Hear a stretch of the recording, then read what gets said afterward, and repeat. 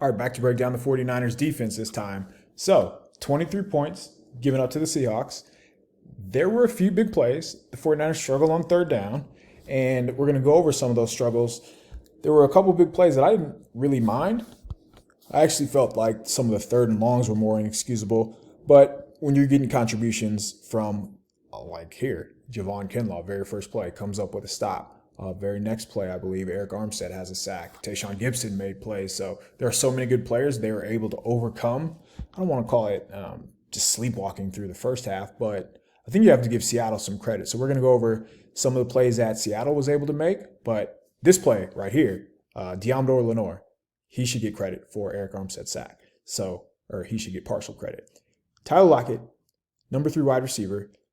Watch how aggressive Lenoir is right there. So he jumps Lockett. And that's where Geno wants to go with the ball. Can't. Nobody's open. That's when the pass rush comes home. So 49ers, they get home with 4 more often than not. When they bring 5, you can almost count on it. But this player right here, to me, he's an all-pro type of player. One of the 3 best defensive tackles, I'd say, in the NFL. Probably outside of Chris Jones, probably the best defensive tackle left in the playoffs. His length, his athleticism. So, I mean, I always talk about pad level right there. You can see it right. He's jumping, lunging because he's 6'7", because he's a giant. And Geno just has no chance here. So Lenoir gets credit and Armstead gets the finish. So Seattle was always going to have some tricks up their sleeves for this game, just like the 49ers did. Third time you're playing the opponent, you're going to have to throw them off some type of way. So the ways that Seattle was going to be able to score points, it's going to be the big play, which they were able to get that off. But I also thought they would run Geno more. And sure enough, 3rd and 2 right here, they try to get a little read option.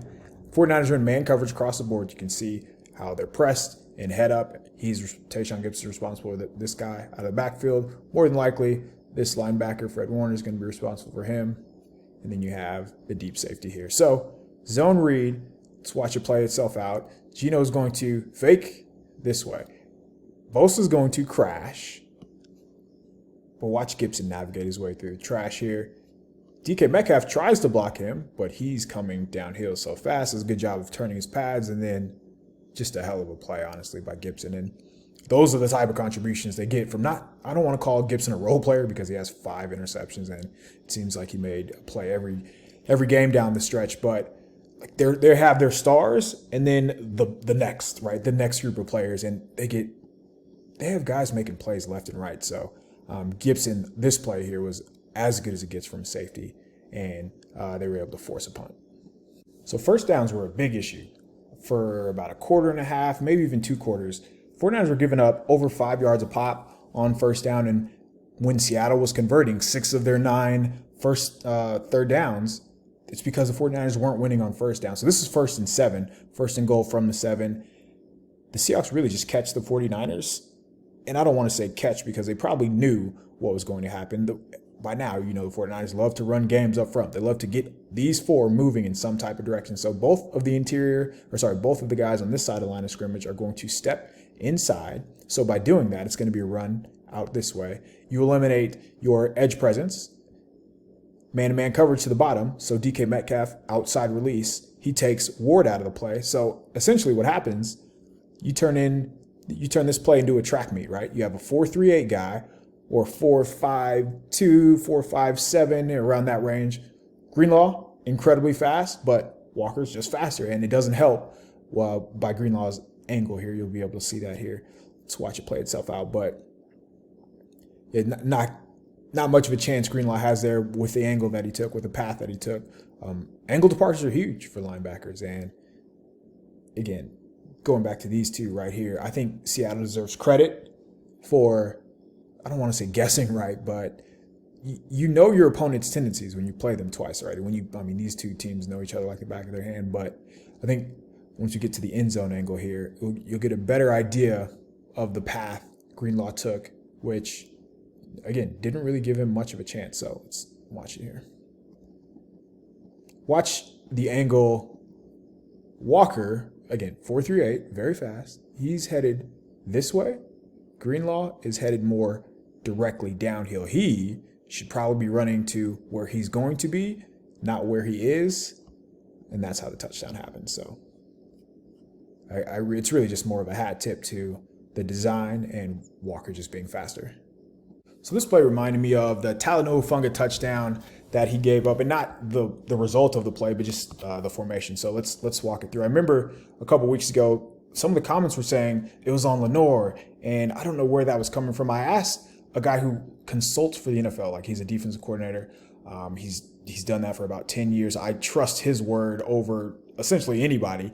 And when he said it was on Hufanga, that kind of made me feel a lot better. So here we go. Let's walk through the play. Top of the screen. The 49ers are going to be in some type of man match coverage. So as soon as the wide receiver goes across the line of scrimmage, now Lenoir is responsible for, quote unquote, the new number one. Let's watch how that plays out. In Seattle, again, you have to give them credit. They're going to switch release. So he is going to go behind the tight end, come up and run out. Lenoir, he knows what's coming, and he does a really good job of not falling for it. Tayshaun Gibson's thrown off a little bit naturally because this guy blocks and he just takes the first threat coming at him. So kudos to Seattle for designing something to throw the 49ers off. But it's not a big play.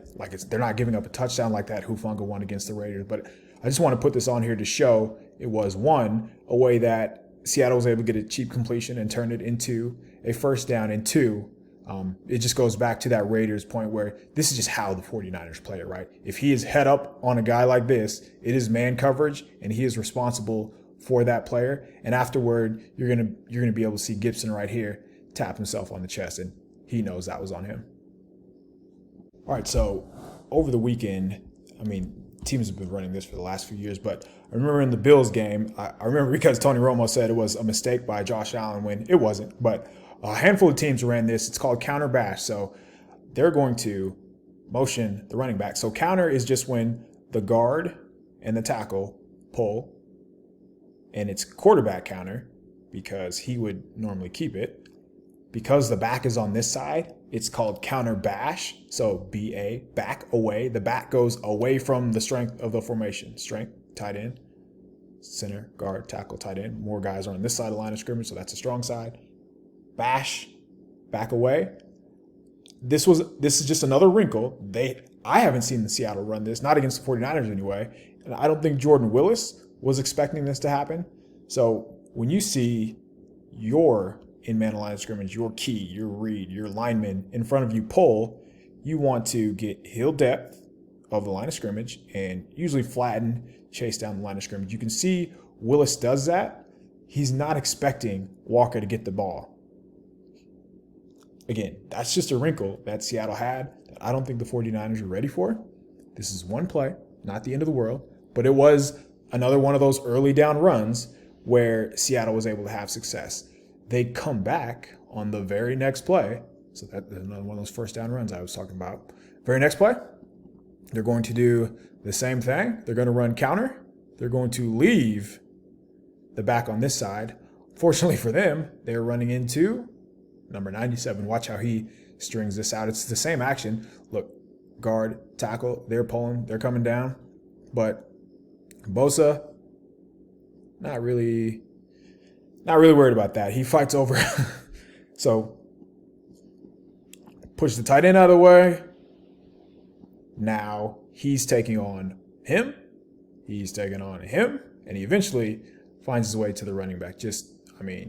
Those are the type of plays that you take for granted when you're talking about defensive player of the year. But people are saying, where was Bosa? He didn't have any sacks. Well, he just made a hell of a play right there. And on this very next play, 3rd and 3. This one is tough. So bottom of the screen, this is the touchdown Mooney Ward gave up to DK Metcalf. In my opinion, this was pretty damn good coverage. I think, again, I know a lot of people hate giving the other team props. I think Geno just makes a really good pass, and Ward plays the back shoulder. So watch it play out to the bottom here. I'm going to let it run. And then I want to talk about just cornerback progressions, because we only talk about quarterback progressions. But when corners are playing in man coverage especially, they're thinking what route is going to happen. So he's pressed up. The ball's on, let's call it the 50-yard line.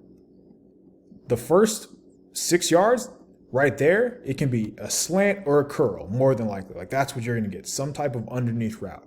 By this area, it's going to be probably a dig, which means like tending in, something, maybe a comeback. And then once we get to like this 15 to 18 yard mark, it's going to be a back shoulder.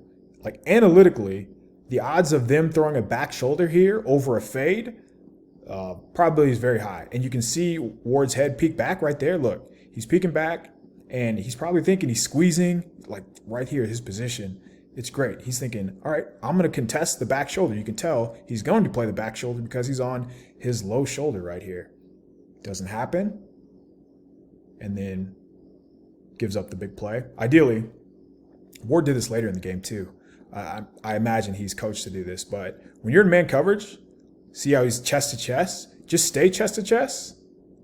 But he turns. That's a long turn, and naturally that's going to slow him down. I don't know if I remember watching it live. I think that he stumbled. Let's see if he stumbles here. He's leaning a little bit, so he's not able to get full speed, but it's not bad coverage, man. It's a really good pass. DK Metcalf, 4.33 guy, can fly. And, I mean, when you compound playing a specific route, so he's not thinking a deep pass, he's thinking a back shoulder in that 15 to 18 yard mark, this is what happens. This is the result. So one big play, it looks bad on the stat sheet, but there's a reason that he's been Pro Bowl caliber all season. All right, this is one that was going to dry, I imagine, had D'Amico pulling his hair out at halftime. I know Kyle Shanahan talked about it after the game. My question for Jimmy Ward is why? The probability of Seattle scoring points on this drive, we're talking about what, 20, 30%? Then the squib kick, so bump that up about 10%. And then this late hit, which there's no reason to do this. They're going to call this 11 out of 10 times. So right here, sometimes quarterbacks are the last quarterback Seattle had, especially. They slide late and they kind of bait defenders into hitting them so they can draw the flag. But right here, look, he's clearly going down and he has plenty of time. He's about 3-4 yards away from him. He has plenty of time to pull up. He doesn't. They call that. Watch Kerry Hyder here. He's going to shake his head knowing like, damn, man, come on, you can't do that. But yeah, there's that shake. That's inexcusable. No chance that should be happening, especially for a player like Jimmy Ward. Cost them 3 points. All right, this whole drive, these next 3, 4, 5 plays were the ball game for the 49ers.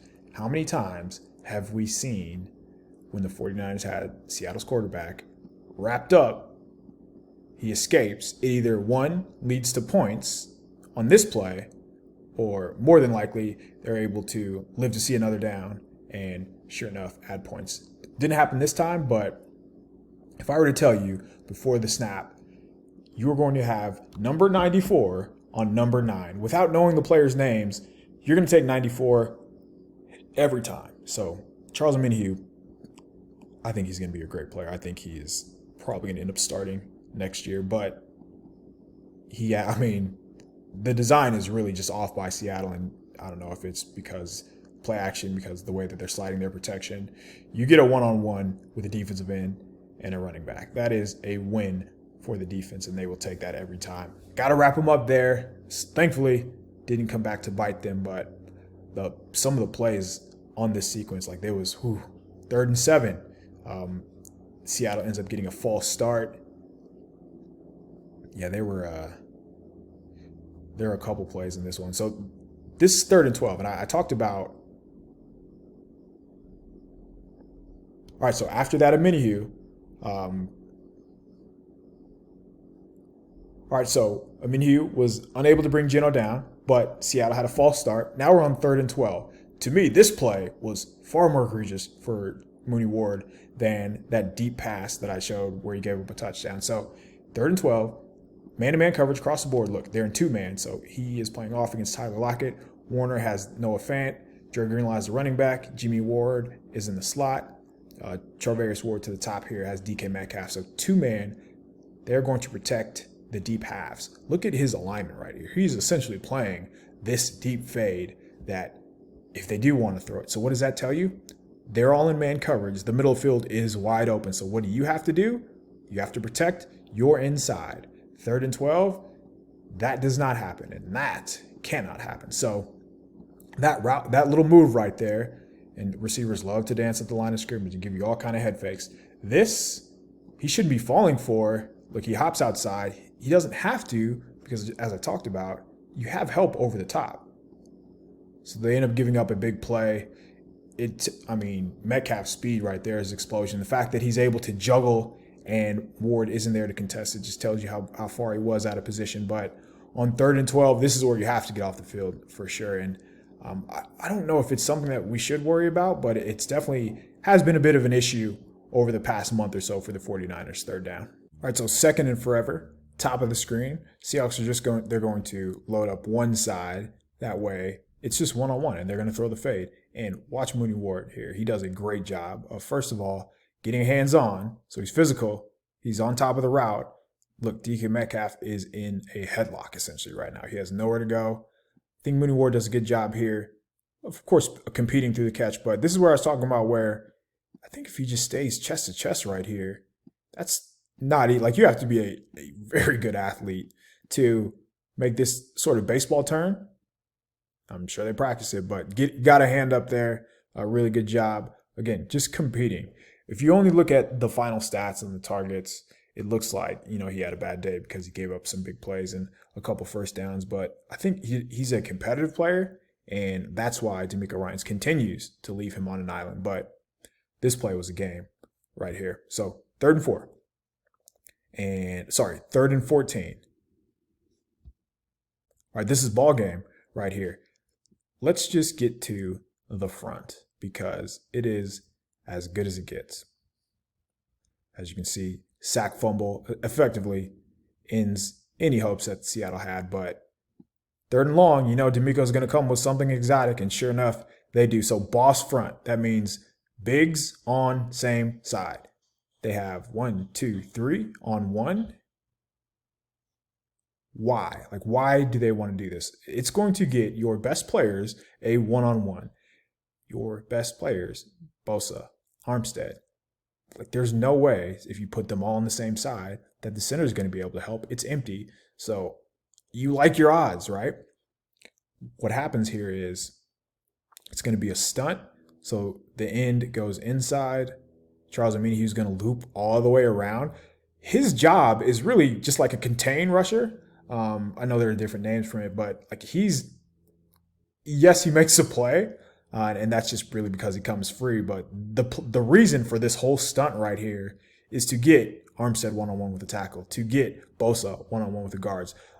Why this is usually so effective is because you want to get both of the guards one-on-one. So let's watch it play itself out here. And of course, they're not able to run the type of games they are up front without either of these four being, just crazy athletes. But so as you can see, when I said he's supposed to be like a contain rusher, once Aminihu loops around, more often than not, if the tackle doesn't come down, he would just be waiting outside to make sure that Geno doesn't have anywhere to scramble. But since he has a free edge, I'm going to go for the ball. Why wouldn't I?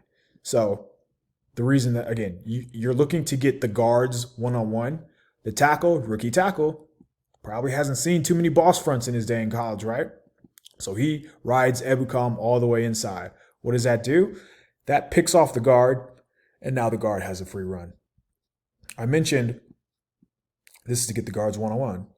If we just focus on Armstead and nobody else, Armstead wins. So it was a good call right there. Look, he has his man on the ground. He won. Doesn't get any stats for it, but he won. Fun to watch everybody do their job, and all of those factors are the reason. So even Samson Ebukam, he finds a way to always make things muddy. He's right there. He could have got credit for the sack. Bosa there to scoop and score. Big play. This was comfortably the best game that I've seen Deommodore Lenoir play as a pro. So this is the interception, and it's not just because he had an interception, because there were handful of plays where I thought he performed very well, but it's nice to come up with one, especially after being picked on over the past month or so. So he's in a zone, and you can just tell he has his back to the sideline. I think he does a really good job of not opening up too soon, and by that I mean turning and running. He does a good, because Tyler Lockett, like at this point, he's not threatening him to go deep. Boom. Turns downhill. A lot of times, cornerbacks, when they do this, they will run parallel, break out this way instead of coming downhill and through the receiver. So that in itself is a great job. And then, of course, you have to finish and catch the ball. The way the 49ers played the second half, that's the defense that we were expecting, right? The first half I mentioned struggling on first down. Third downs were kind of an issue. I'm not so sure Dallas is going to be able to block them. And because of that, I feel pretty confident that the 49ers are going to have a lot more success than some think. I know Dallas scored 31 points, right, against Tampa Bay, who needed overtime to beat Trace McSorley. I don't know how much credit you give for beating Tampa Bay, but I think the matchup fits.